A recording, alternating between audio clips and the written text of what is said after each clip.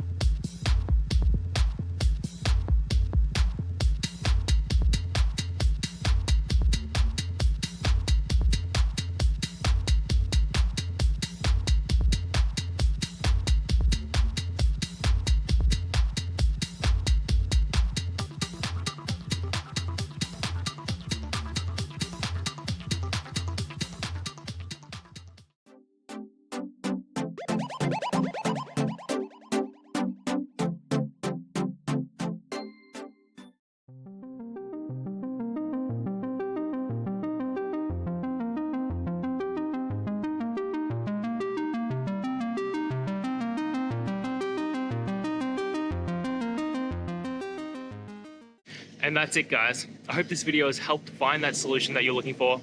And if it did, please hit the subscribe button. I'd really appreciate it. Now, until the next time that you need technical help, I hope you have a good one.